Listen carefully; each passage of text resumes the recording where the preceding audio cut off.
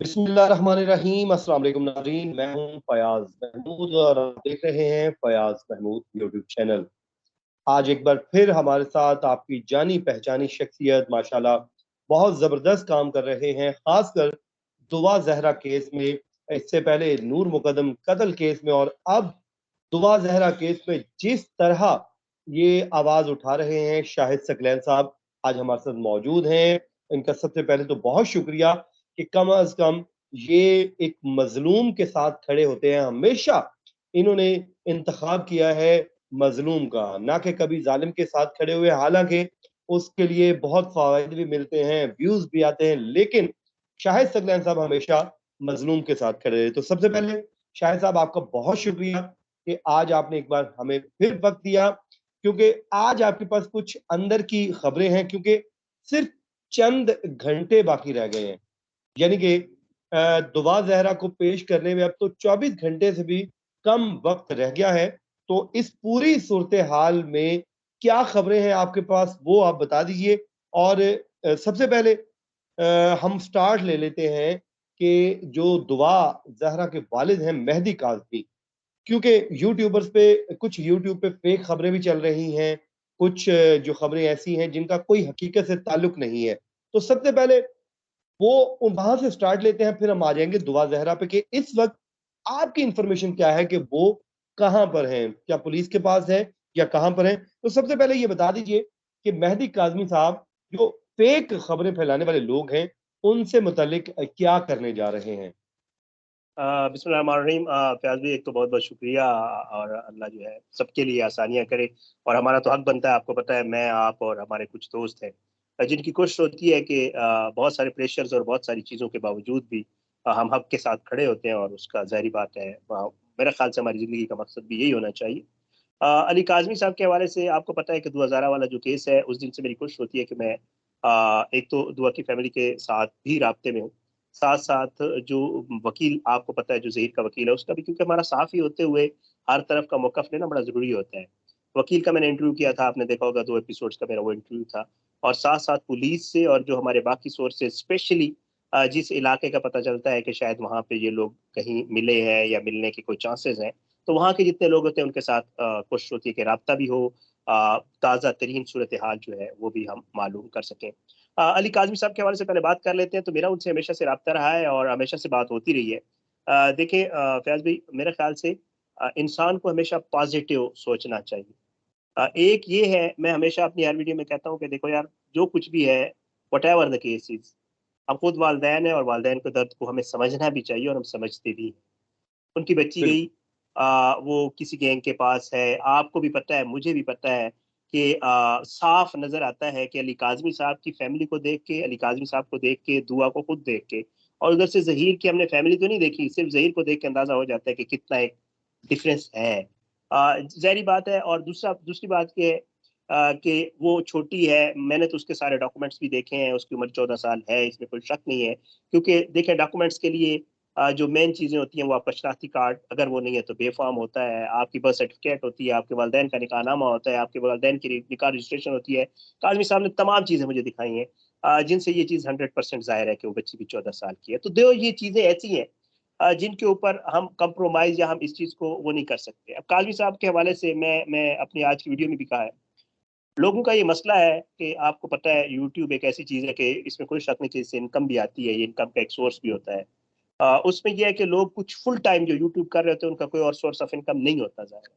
तो वो फिर इस चक्कर में पड़ जाते हैं कि ज़्यादा से ज़्यादा चीज़ें करना, फिर वो चीज़ें, ज़ाहिर-सी बात है, जब आपके पास कंटेंट ना हो और आप उसको एक्स्ट्रा करने लग जाएँ, तो फिर आपको उसमें कुछ ना कुछ डालना पड़ता है खुद से। तो फिर वो खुद से हम्म। डालना शुरू करना, और फिर उसके बाद फिर अनफॉर्चुनेटली चाहे वो नूर मुकद्दम का केस हो, चाहे वो, आपको पता होगा, याद होगा, मोटरवे ज़्यादती केस हो, चाहे वो किसी इकरा अज़ीज़ का केस हो, जो पुलिस कांस्टेबल बच्ची यहाँ जिसके साथ इस्लामाबाद में हुआ था, चाहे वो दुआ ज़ारा का केस हो। अनफॉर्चुनेटली हमारी सोसाइटी में एक चीज़ बड़ी है कि विक्टिम ब्लेमिंग की तरफ हम लोग चले जाते हैं।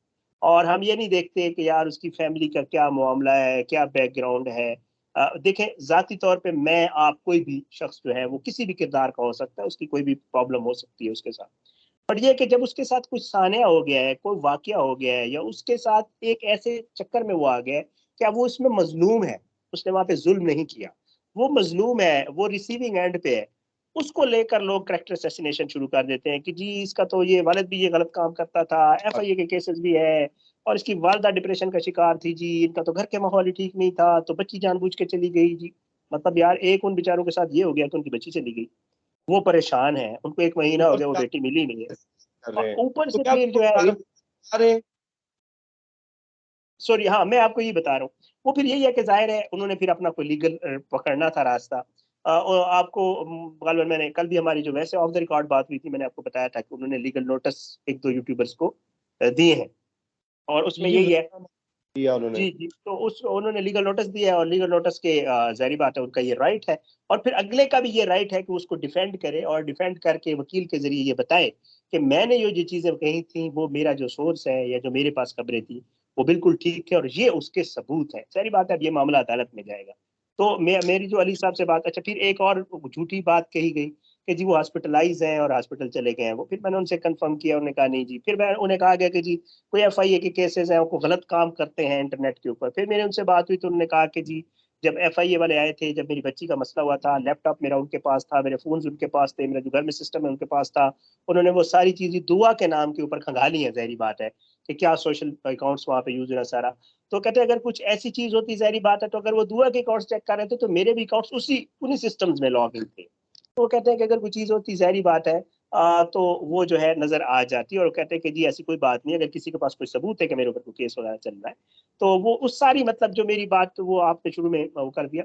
तो उससे जो मेरी सारी बात हुई, एक तो वो परेशान है बच्ची की वजह से, फिर दूसरी जाहिर बात है उनको ये भी है कि यार लोग अल्लाह रहम करे फिर विक्टिम ब्लेमिंग और कैरेक्टर असैसिनेशन और इन चक्रों में आ जाते हैं। तो इस अल्लाह हवाले ताला से हमें वो कंसर्न थे वो इस बिल्कुल, तरह से। वो उनका जायज कंसर्न बनता है। अच्छा, अब अगली बात बता दीजिए कि क्या दुआ जहरा को बाजियाब करवा लिया गया है, और अगर करवा लिया गया है तो इस वक्त कहाँ पर है? देखें फयाज भी दुआ ज़ारा को जो है ना बाजियाबी के हवाले से, बाजियाबी के हवाले से मैं आपको ये अभी कंफर्म, मतलब जो मेरी इतलात है, जो इन्फॉर्मेशन है वो ये है कि दुआ ज़ारा जो है मंडे वाले दिन तो मुझे नहीं लग रहा कि पेश हो रही है कोर्ट में, बिकॉज जो मेरी इतलात हैं वो यही है कि नहीं होगी। ये हम्म। मैं आपको बता रहा हूँ, मैंने अपनी वीडियो में अभी तक इसका जिक्र नहीं किया, लेकिन ये है कि चांसेस बहुत कम है, बहुत कम है, और उसकी कुछ वजूहात हैं, और वजूहात जो है वो इंशाल्लाह फिर हम किसी वक्त इसको डिस्कस करेंगे तो मैं ज़रूर बता दूंगा। तो ये अलग बात है कि करीब है, पहुंच गए हैं, मतलब है इनकी एक्सेस में है बच्ची। आपको पता है बहुत सारी चीज़ें इन्वॉल्व हो गई थी उसमें, चारों सूबों के आईजीज, फिर मैंने अपनी वीडियो में बताया है कि मामला जो है वो इंटीरियर मिनिस्टर और प्राइम मिनिस्टर ऑफ पाकिस्तान तक भी चला गया, तो उसमें वो सारी चीज़ें इन्वॉल्व हो गई हैं, फिर हमारी जो एजेंसीज है वो भी इन्वॉल्व हो गई है। बट मतलब मैं आपको मतलब बहुत ज़्यादा, क्योंकि मुझे भी ज़ाहिर है आपको पता है हमारे कुछ लिमिटेशंस होती हैं हम लोगों की, और खैर उससे हम लोग आगे हमें जाना भी नहीं चाहिए। तो जो मेरी अगर पीर को इंफॉर्मेशन है बिल्कुल वो अभी अभी नहीं, अभी पॉसिबल नहीं है, अभी शायद कुछ दिन अगर लगे। कल अगर कल पीर को नहीं बच्ची को पेश किया जाता, फिर तो अदालत वाजे कर चुकी है कि निमरा काजमी, और इस केस में फिर आईजी के खिलाफ कार्रवाई होगी, फिर तो आईजी को म्यूजिक फेस करना पड़ेगा। सर मैं आपको बताऊं, देखें पुलिस जो है ना, पुलिस पुलिस से जब बात होती है तो पुलिस ही कहती है कि यार हम बेबस हैं, बेबस इन अ सेंस, अनफॉर्चुनेटली पुलिस उनको ट्रेस कर नहीं पा रही। पुलिस अपने टेक्निकल मीन्स यूज करती है, आपको पता है, अपने लोकल मीन्स भी यूज करती होती है पुलिस हमेशा इन कामों के लिए। बट आपको पता है कि वो लोग भी कोई इतने मैंने जहां तक चेक किया है वो लोग इतने सादे नहीं है।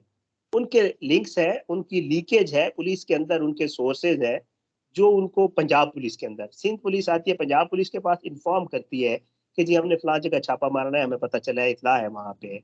तो जब यहाँ से सिंध पुलिस इनको बताती है, पंजाब पुलिस में कोई बंदा उनको आगे बता देता है कि भाई आप ट्रेस हो चुके हो, आप यहाँ से मूव कर जाओ, तो वो वहां से मूव कर जाते हैं। तो जो सिंध पुलिस से मेरी बात होती है, सिंध पुलिस यही बताती है कि यार हम इस मामले में बेबस हैं, और यही मौकफ जो है वो कोर्ट में भी पुलिस ने जो है वो बताया है। निमरा वाले केस में भी यही हुआ कि निमरा वाले केस में तो उन्होंने बाकायदा बेबसी का इजहार करके कहा कि जी वो तो हमारे हाथ ही नहीं आ रही। फिर उन्हें जज साहब ने कहा कि जी वो तो कोर्ट तक आई थी जब 164 के बयान के लिए, तो आपने उसकी कस्टडी क्यों नहीं ली? तो उन्होंने कहा जी पंजाब पुलिस ने हमें कस्टडी दी नहीं तो हम कैसे लेते। और सेम वाज द केस दुआ जहरा केस के मामले में भी, आपको याद होगा कि वो बयान के लिए आई थी, और पुलिस के पास भी थी, पंजाब पुलिस के पास, सिंध पुलिस वहां मौजूद थी, लेकिन तफ्तीशी अफसर जो है सईद साहब जो है वो वहां पर थे, और फिर उन्होंने भी यही कहा था कि जी मुझे क्योंकि कस्टडी दी नहीं गई तो जाहिर है फिर मैं यहाँ पे बस था। पुलिस की बेबसी है, मसला है उसमें, मैं आपको बता देता हूँ। मसला है। चलें सर, मसला उसमें जबरदस्त ये है, आपने। मसला उसमें ये है सर, हम्म, कि मैं वो जो आपको कह रहा हूँ कि डायरेक्ट एक्सेस नहीं है सिंध पुलिस को। ठीक है, अब क्योंकि वो मूव कर चुके हैं, आपको पता है कि वो पहले पंजाब है, पंजाब के बाद केपी और बालाकोट और इन एरियाज में। तो जाहिर बात है सिंध पुलिस खुद को ट्रेस करती भी है, तो उसके बाद उनको वहां पहुंचने में पुलिस की मदद चाहिए होती है, पंजाब पुलिस की। और उसमें वही हो रहा है कि जी वो फिर जब पहुंचने की, फिर उन्होंने ये किया है कि अपने फोन नंबर जो यूज कर रहे थे वो चेंज कर लिए हैं, सिम्स बंद कर लिए हैं, जो लोकेशन ट्रेस होती थी वो अब नहीं मिल रही पुलिस को, जो आखिरी इत्तलात है। तो अब हम्म। फिलहाल जो है वो मामला फंसा हुआ है, फिलहाल मामला सॉर्ट आउट नहीं हुआ, जो मेरी इत्तलात है। अब अल्लाह कोई मौजज़ा करे और कल सुबह जो है मैं खबर सुनूं 9-10 बजे की जिदुआ को पेश कर दिया गया है, ये एक अलग बात है। बट ये आपको पता है कि जाहिर है हमारी इंफॉर्मेशन होती है उसके मुताबिक फिलहाल। ज़ाहिर है, अभी तक इन्फॉर्मेशन यही, आगे कुछ हो जाए तो वो अल्लाह ताला बेहतर जानता है, क्योंकि पुलिस इस पे वर्क कर रही है, वो ढूँढना चाहे तो ढूँढ भी सकती है। तो शाहिद भाई आपका बहुत शुक्रिया, जैसा कि आपने भी कहा कि कैरेक्टर असैसिनेशन कम से कम हमें नहीं करनी चाहिए किसी की भी, और अगर किसी का कोई ऐब मालूम भी हो जाए, तो कोशिश ये कीजिए पर्दा, कि उस पर्दापोशी कर दीजिए। बिल्कुल। मुझे और शाहिद भाई को दीजिए इजाज़त, अपनी दुआ में याद रखिए। अल्लाह ने के बाद।